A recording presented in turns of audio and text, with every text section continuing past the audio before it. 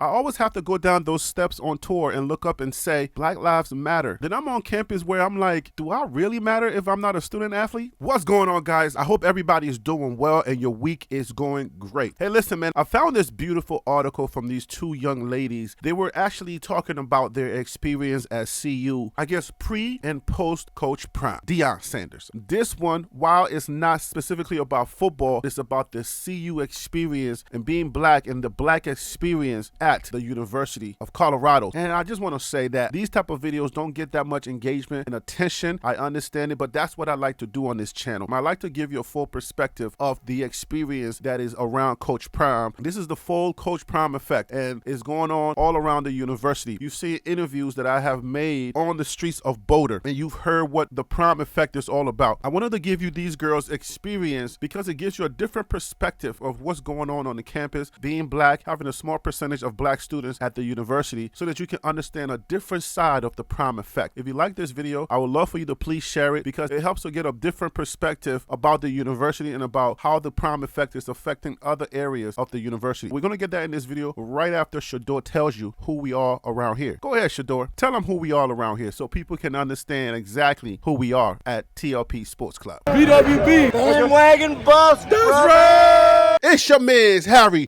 Billion. Please do me a favor and smash that subscribe button. Make sure to give me the thumbs up. And don't forget to hit that bell notification so that you can get the videos as soon as I upload it to YouTube. All right, family, I got to go ahead and get into this video real quick. So that's all the business I got. You know what time it is. Let's work. All right, guys, so welcome back. I want to thank these young ladies for actually doing this. I'm going to try my best to breathe a little bit of life into this article. If you stick with it, guys, you will understand the nuances of this article and why I think it's a beautiful article. Without further ado, guys, let's go. Oh, and if I don't get the names correct, guys, if I botch the names, please forgive me. Charge it to my head and not my heart. You know I mean well on this channel. All right, guys, so I found this article on KGNU.org.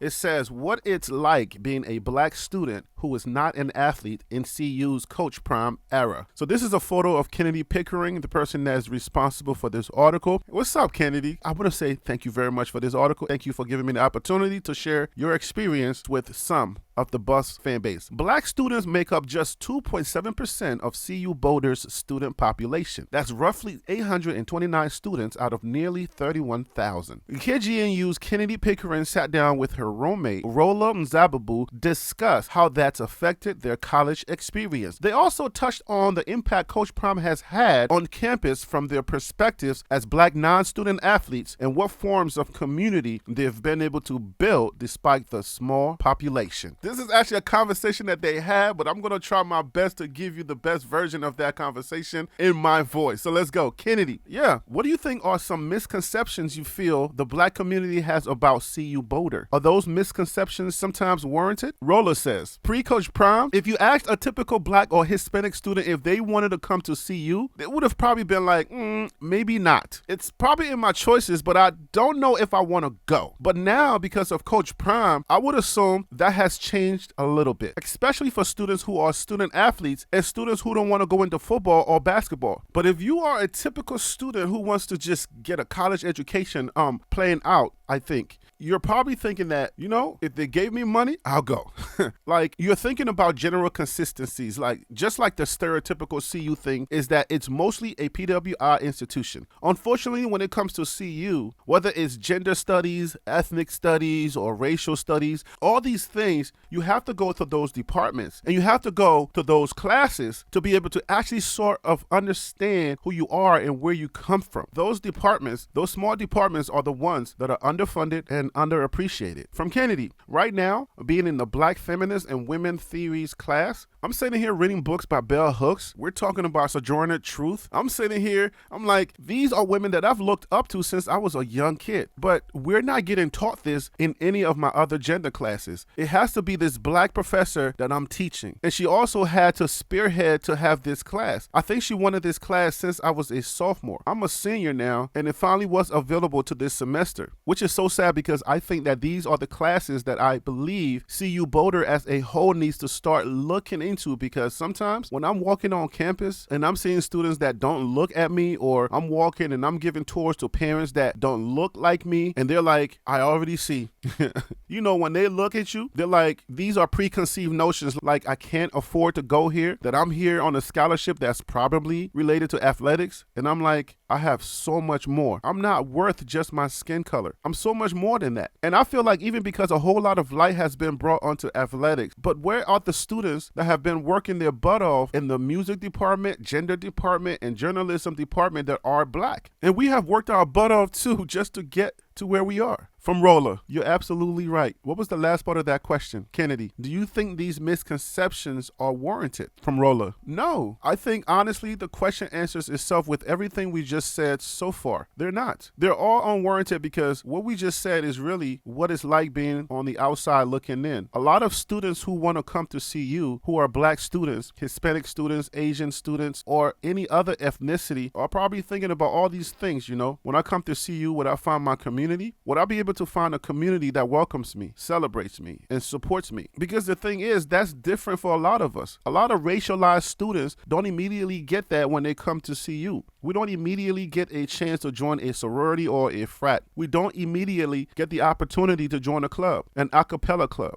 or whatever is out there. Like, a lot of us have to literally work so hard to look for these clubs and organizations and network and find these people that look like us and make relationships that way. It's not something that's immediately given to us. And so it can cause a lot of issues there, you know? I didn't find my community and my people until maybe the end of sophomore year. So obviously because of COVID, but also because I felt pretty isolated coming to CU because no one looked like me. And it was only one or two people that looked like me. So all these things affected me. And so I do think it's unwarranted for sure. Bringing it back, you said something about sororities. I know you know this about me. I wanted to join a sorority when I came here, and I was looking at it. I was really thinking about it, and then I looked at everything, all those sororities, and unfortunately, I would have been a sorority with a few people of color, and I was like, yeah, cause you know, coming here, you're always going to be in the back of your head. You're like, I'm the token black kid. From Roller, yeah, you're right.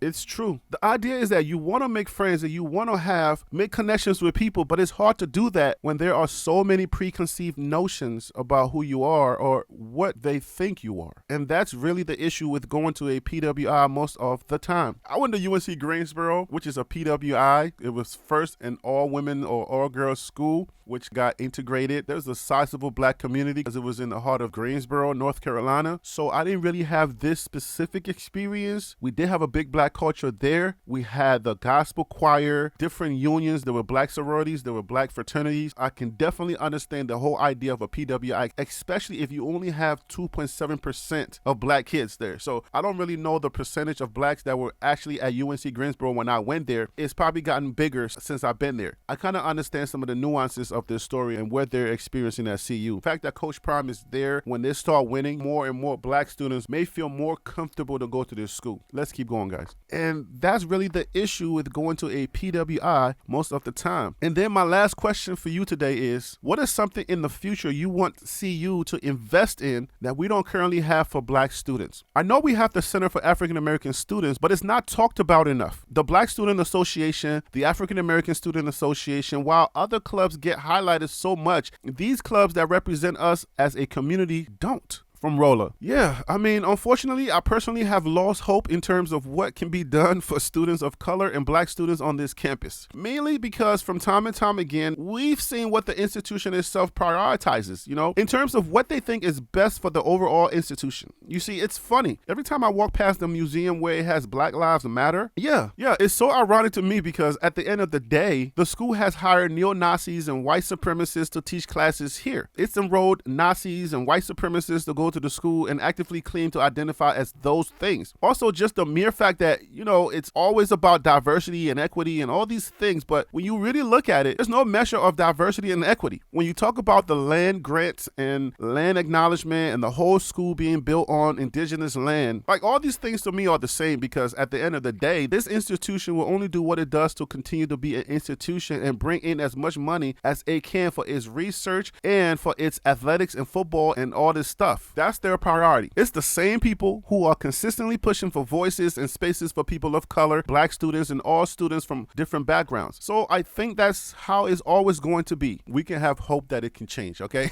I'm just going to interject a little bit here. Because I went to a PWI, I'm sure the first body of students that went to UNC Greensboro, right after they changed everything around, I'm sure they had similar experiences. Just like the leaders before us, when you are trailblazers, you have to continue to fight the good fight. You have to continue to do what you have to do and just keep hope alive. That's what happens. You have to keep hope alive, and you have to keep a positive attitude, because later on years, you will get a Harry B. Later on years, you will get the gospel choir there. Later on, you will get a lot more things going on at the school if you just continue to fight the fight. I know when you are the genesis, when you're in the beginnings, it seems like there's not a lot of you and you're kind of clamoring and you're fighting for those little crumbs and stuff that you get. It's a little daunting, but you are the trailblazers. You are the guys that are the pioneers at the university. So you had to just keep fighting and just keep hoping. That's why having people like Coach Prime come through, having more black faces on campus, these are the things that kind of foster those things to happen at the university. And that's why I always talk about how important it is for Coach Prime and others to go to schools like these, because people always saying, oh, you had a white school,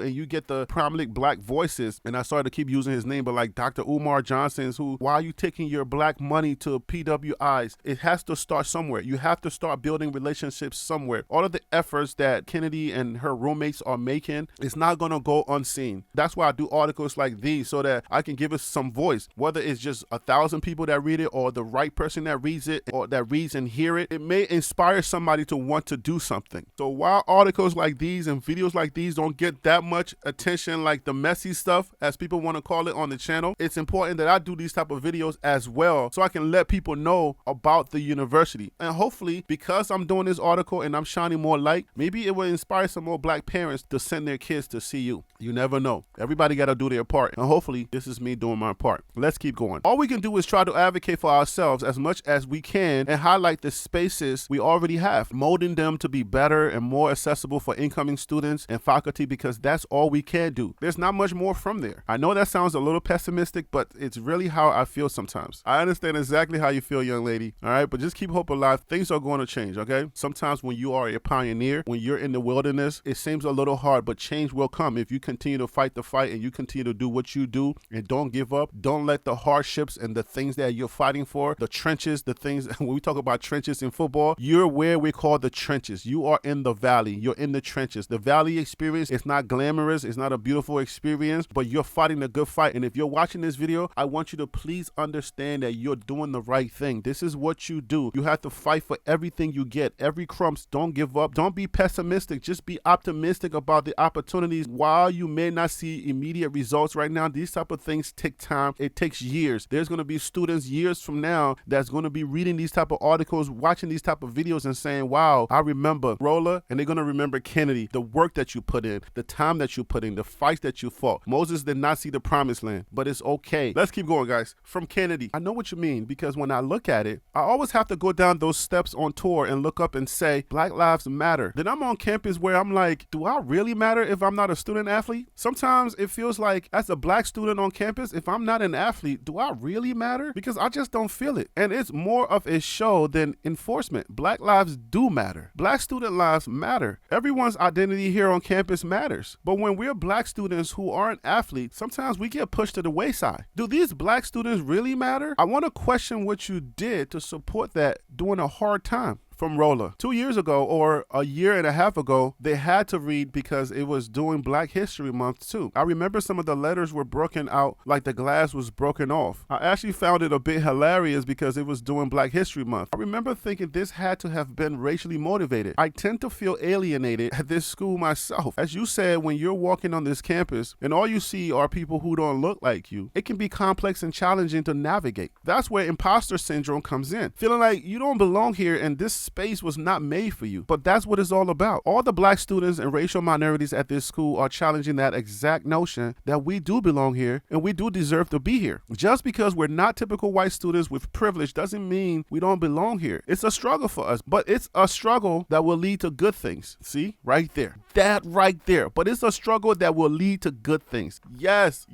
my friend. Yes, ladies. Yes, queens. That is right. It will always lead to good things. You got to always remember that it will always lead to good things. When you're fighting a good fight, keep the mission in front of you. No matter how hard it gets, always remind yourself, take some time, look at God's earth, look at the trees, listen to the birds, listen to the wind, and see that you are on a bigger mission. Put that before you. Put the mission before you and understand that things will change. And when you do that, you know you're fighting a good fight. You don't even have to see the results. That's what I try to remind myself every time I'm in a classroom and look around as we're talking about racial issues. Then some kid says the most out-of-pocket stuff you've ever heard. And you turn around and like, did that kid just say that? It's so off-putting and really messes you up. But you know, it's funny when you debrief with your other black friends and laugh about it. Keep laughing, kids. Make sure to keep laughing and just understand they know not what they do. People at these universities are coming from different backgrounds. Some of them are coming from all white schools and they don't necessarily understand the black experience. They just hear you talk about it in political groups and they say, oh, you're just talking. Why are you so angry? Pick yourself up by your bootstraps. Do better for yourself. You're lazy. They don't have the experience that you have. They don't know how hard you work. They just see and hear the things that on political lines and political sides. Until you actually get a black person in your presence and you guys start to dialogue and you start to share stories and see where you have things in common, then you'll understand as individuals, not as political groups, you have things in common, things that can change perspectives on other sides. So you'll understand where white people are coming from. You'll understand where black people are coming from. You'll understand where Asians are coming from, Hispanics are coming from. That's why dialogue is important. If we stay on our sides and we keep letting these political operatives continue to poison our airwaves and continue to poison our minds, then we will not have these experiences if we never come together or be in the same space so that we can experience these things for ourselves. Then perspectives would never change, and that way racism would never go away. Hopefully nobody sees this article and take it the wrong way. This is a CU experience, and hopefully nobody sees this and be like, why would you bring this article? It's just a few disgruntled black people talking badly about CU. If you see it that way, then I really feel sad for you and I feel sorry for you because you're living a sad life. You need to be healed. You're not really understanding or allowing yourself to really experience everything so that you can really have the full experience of CU. Let's keep going. All right, guys, so here's the last part. We are almost done. This is from Kennedy. My professors do this a lot every time we're talking about racial issues, specifically pertaining to black history or black people. I often see my professors look at me specifically like they're asking for my approval to talk about it. I think it's hilarious. Or when you're the only black student in the classroom and then every other student looks at you when they use the word slaves and everybody's looking at you like, why are you looking like that? It's such an interesting thing. I think I've been looked at so many times because if anything racial comes up, being the only black student in your class is sometimes not the best thing.